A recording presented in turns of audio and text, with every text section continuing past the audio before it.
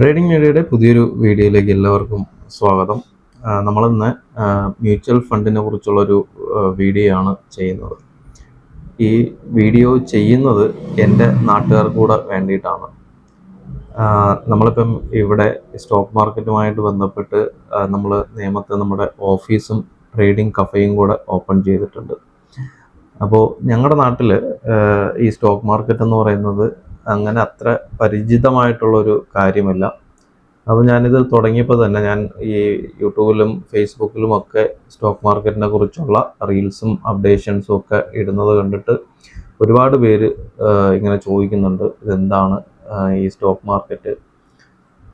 അപ്പോൾ ഈ ഞങ്ങളുടെ നാട്ടിൽ പ്രത്യേകിച്ച് നമ്മുടെ കേരളത്തിൽ പണ്ട് മുതലേ ഉള്ള ഒരു കാര്യമാണ് ഈ മണി ചെയിൻ തട്ടിപ്പുകളൊക്കെ.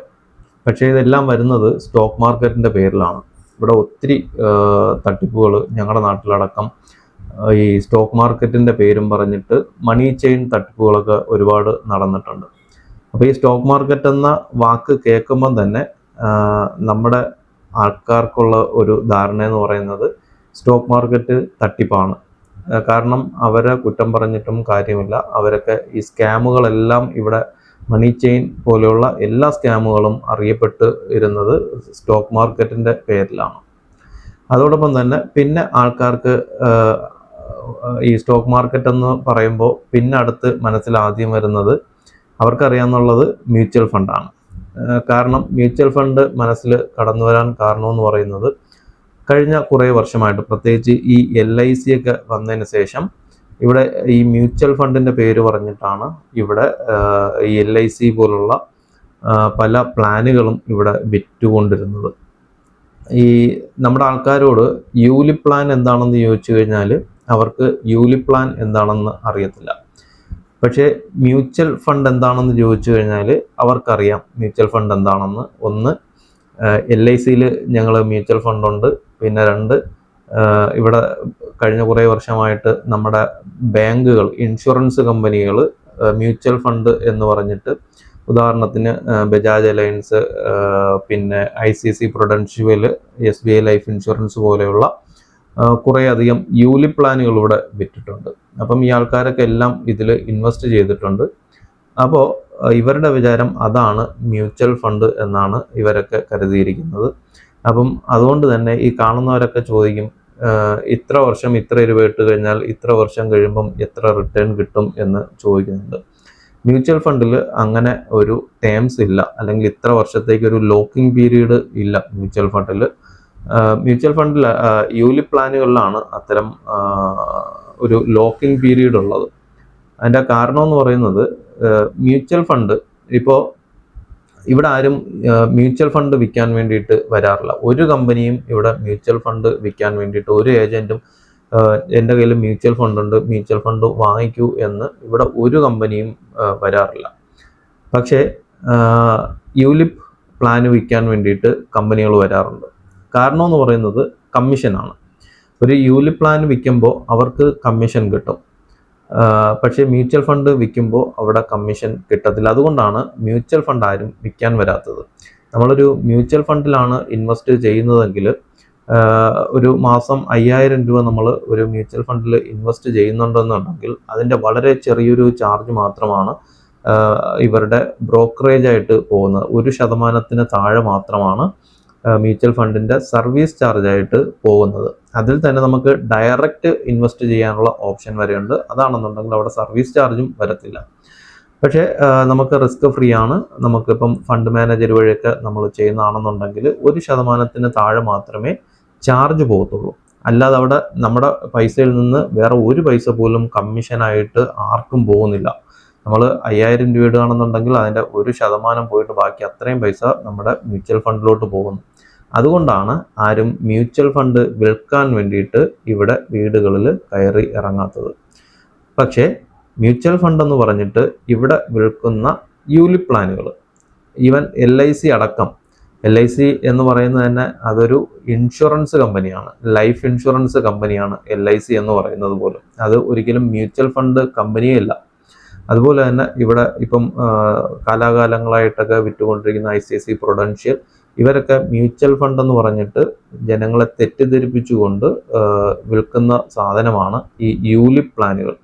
യൂലിപ്പ് പ്ലാൻ എന്താണെന്ന് വെച്ച് കഴിഞ്ഞാൽ, ഇപ്പോൾ എനിക്ക് നേരത്തെ ഒരു LICയുടെ ഒരു പ്ലാൻ ഉണ്ടായിരുന്നു. ഏകദേശം 2005 തുടങ്ങിയതാണ്, 15 വർഷത്തെ എങ്ങാണ്ടായിരുന്നു.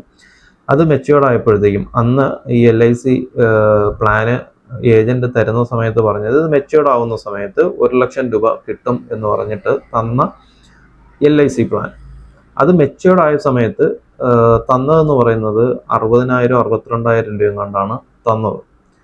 അപ്പോൾ ഞാൻ ചോദിച്ചു, LIC മെച്യൂർഡ് ആയല്ലോ, അപ്പം 1 ലക്ഷം രൂപയാണല്ലോ നിങ്ങൾ തരേണ്ടത്, അങ്ങനെയാണ് ഏജന്റ് പറഞ്ഞ് നമ്മളെ കൊണ്ട് എടുപ്പിച്ചിട്ടുള്ളത്.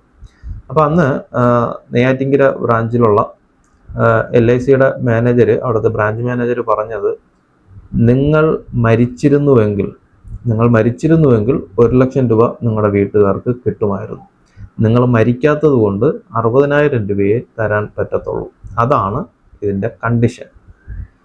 അതിൻ്റെ കാര്യം എന്ന് പറയുന്നത്, ഒരു യൂലിപ്പ് പ്ലാന് വിൽക്കുമ്പോൾ അതിനകത്ത് 3 സാധനങ്ങൾ കാണും. ഒന്ന് മ്യൂച്വൽ ഫണ്ട് ആയിരിക്കും, ഒരു മ്യൂച്വൽ ഫണ്ടും പിന്നെ നമുക്ക് ആവശ്യമില്ലാത്ത 2 സാധനങ്ങൾ കൂടെ ഇവർ ഇതിനകത്ത് കയറ്റിയിട്ടാണ് നമുക്ക് മ്യൂച്വൽ ഫണ്ട് എന്ന് പറഞ്ഞിട്ട് തരുന്നത്. അത് വെറും മ്യൂച്വൽ ഫണ്ടല്ല, ഒരു മ്യൂച്വൽ ഫണ്ട് കാണും, മറ്റ് 2 സാധനങ്ങളൂടെ കാണും. അതിൽ ഒരെണ്ണം ഒരു life coverage, life insurance coverage. അതായത് നമ്മൾ ഈ കാലയളവിനുള്ളിൽ, അതായത് നമ്മൾ ഈ പോളിസി എടുത്തു കഴിഞ്ഞാൽ മെച്യൂർഡ് ആകുന്നതിന് ഉള്ളിൽ നമുക്കെന്തെങ്കിലും ഒരു അപകടം ഉണ്ടാവുകയോ അല്ലെങ്കിൽ മരണപ്പെട്ടു പോവുകയോ ചെയ്തു കഴിഞ്ഞാൽ നമ്മുടെ കുടുംബത്തിന് ഒരു തുക അവർ കൊടുക്കും. അതായത് നമ്മുടെ ലൈഫ് ഇൻഷുറൻസ് കവറേജ് ആയിട്ട് മരണപ്പെട്ടു കഴിഞ്ഞാൽ ഒരു ഇൻഷുറൻസ് പോളിസി അവർ ഇതിനോടൊപ്പം ആഡ് ചെയ്യുന്നുണ്ട്. നമ്മൾ മരണപ്പെട്ടാൽ മാത്രമേ ആ പൈസ കിട്ടത്തുള്ളൂ. പക്ഷേ അതിനു വേണ്ടിയിട്ട് നമ്മൾ എല്ലാ മാസവും ഈ ഇൻഷുറൻസ് കമ്പനിക്ക് എന്ത് ചെയ്യുന്നു, മ്യൂച്വൽ ഫണ്ട് അടയ്ക്കുന്നതിനോടൊപ്പം അവർക്ക് ഈ ഇൻഷുറൻസിനുള്ള പൈസ കൂടെ കൊടുക്കുന്നുണ്ട്.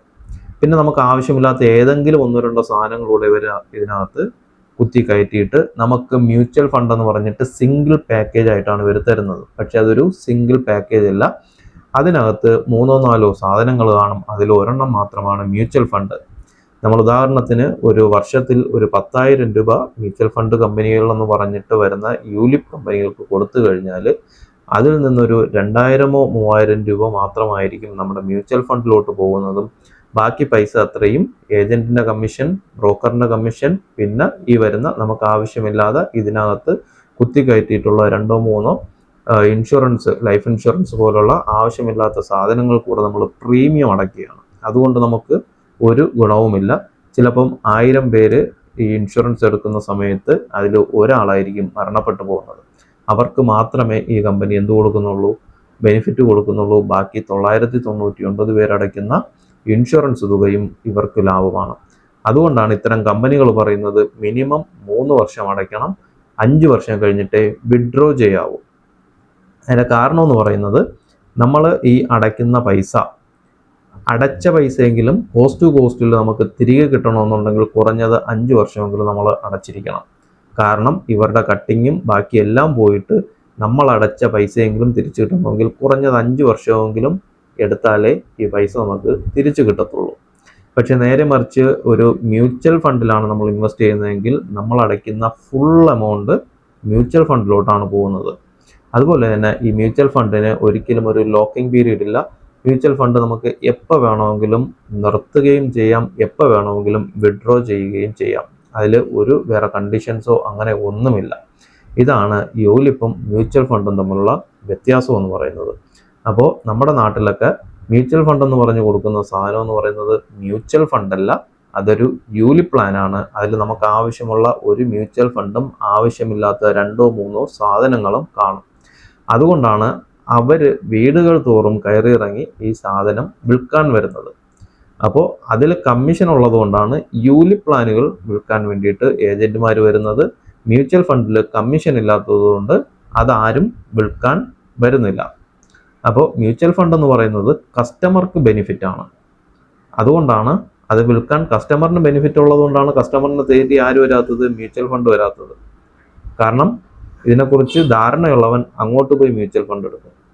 പക്ഷേ കസ്റ്റമറിന് ഗുണമില്ല, ബ്രോക്കറിന് അല്ലെങ്കിൽ ഏജന്റിന് ഗുണമുള്ള സാധനമാണ് യൂലിപ്പ് പ്ലാൻ. അതുകൊണ്ടാണ് യൂലിപ്പ് പ്ലാൻ വിൽക്കാൻ വേണ്ടിയിട്ട് ബ്രോക്കർമാരും ബാങ്കുകാരും ഒക്കെ നമ്മുടെ വീട്ടിൽ വരുന്നത്. അപ്പോൾ ഇനിയെങ്കിലും മനസ്സിലാക്കുക, നമ്മൾ മ്യൂച്വൽ ഫണ്ട് എന്ന് പറഞ്ഞെടുക്കുന്ന സാധനം എന്ന് പറയുന്നത് ഒരിക്കലും ഒരു മ്യൂച്വൽ പ്രോപ്പർ മ്യൂച്വൽ ഫണ്ടല്ല, അത് യൂലിപ്പ് പ്ലാനുകളാണ്. അത് ക്ലിയർ ആയിട്ട് ഇനിയെങ്കിലും വരുന്നവരുടെ അടുത്ത് ചോദിക്കുക, നമ്മൾ എടുക്കുന്ന മ്യൂച്വൽ ഫണ്ടിൻ്റെ പേരെന്തെന്ന്. നമ്മളോട് പറയുന്നത് ICICI പ്രൊഡൻഷ്യലിൻ്റെ ഒരു ഇതായിരിക്കും, അങ്ങനത്തെ പ്ലാനുകളാണ്. പക്ഷേ അങ്ങനത്തെ ഒരു പ്ലാനുകളും മ്യൂച്വൽ ഫണ്ട് ഹൗസുകളായിട്ട് ഇന്ന് വരെ രജിസ്റ്റർ ചെയ്തിട്ടില്ല. അപ്പോൾ കഴിയുന്നതും മ്യൂച്വൽ ഫണ്ടുകൾ കൃത്യമായിട്ട് ഡയറക്റ്റ് തന്നെ ബ്രോക്കർ വഴി ഡയറക്റ്റ് തന്നെ അല്ലെങ്കിൽ നമുക്ക് തന്നെ ഡയറക്റ്റ് മ്യൂച്വൽ ഫണ്ടുകളിൽ ഇൻവെസ്റ്റ് ചെയ്യാൻ സാധിക്കും. പിന്നെ അടുത്തൊരു കാര്യം എന്ന് പറയുന്നത് ഇൻവെസ്റ്റ്മെൻ്റ് ആണ്. നമ്മുടെ നാട്ടിലൊക്കെ എന്ന് പറയുന്നത് ഇൻവെസ്റ്റ്മെൻറ്റ് വളരെ വളരെ കുറവാണ്. കാരണം ഒന്ന്, ഇൻവെസ്റ്റ്മെൻറ്റിനെ കുറിച്ച് വലിയ ധാരണകളോ അല്ലെങ്കിൽ അതിനെക്കുറിച്ച് അവയർനെസ്സുകളോ ഇവിടെ ആരും കൊടുക്കാത്തതാണ്. കൊടുക്കാത്തതിൻ്റെ കാരണം എന്ന് പറയുന്നത് അതുകൊണ്ട് അവർക്ക് ഒരു ബെനിഫിറ്റുമില്ല. ഇപ്പം ഇവിടെ ഒരുപാട് ഫിനാൻഷ്യൽ സ്ഥാപനങ്ങളൊക്കെ ഉണ്ട്, അഡ്വർടൈസ്മെൻറ്റ് കൊടുക്കുന്നുണ്ട്. പക്ഷേ ഇവരാരും ജനങ്ങൾക്ക് ഉപകാരപ്പെടുന്ന ഒരു കാര്യങ്ങളും ഫ്രീ ആയിട്ട് കൊടുക്കാറില്ല. കാരണം എന്താണ്?